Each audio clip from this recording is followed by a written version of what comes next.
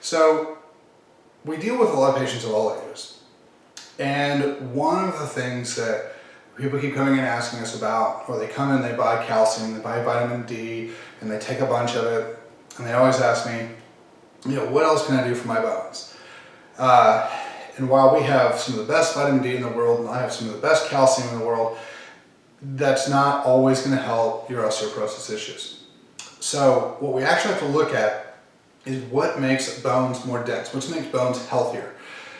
What we have to activate is the little cell in there called the osteoblast. Now, an osteoblast is actually the cell that makes more bone. So we have to figure out, how do we activate the osteoblast? The only real way to activate an osteoblast is through testosterone. That's why physical exercise makes bones denser, because you activate the body, it creates some testosterone, the testosterone goes in the bones, activates the osteoblast reach out in the blood, grab the calcium, pull it back in, and build bone out of it. So I always recommend that if you have osteopenia, if you have osteoporosis, get your testosterone levels checked and kind of just look into that route. Because that's the big thing, that's the hormone that tells your body, build more bone. Not only does it tell your body to build more bone, but it also tells your ligaments, your tendons, and your muscles to stay healthy, to rebuild them.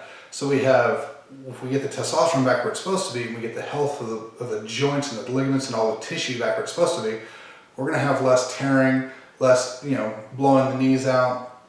All the things that can rebuild the body get signals from testosterone to rebuild. It's the healing hormone.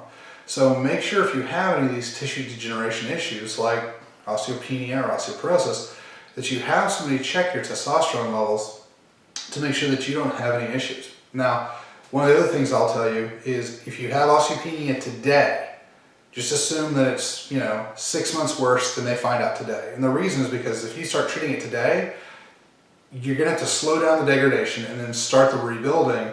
And so you've got some time, but you got to worry about, okay, I'm really not going to be turning this thing around for a couple months. Once you hit osteoporosis, you really need to worry about that. So I would also recommend that you start getting your bone density checked on a regular basis, especially once you start getting, for women when you get around menopause, and guys, as we get older, we need to start checking on that too. So, because the problem you run into is, if you're mild to severe osteoporosis, you need to make a change immediately.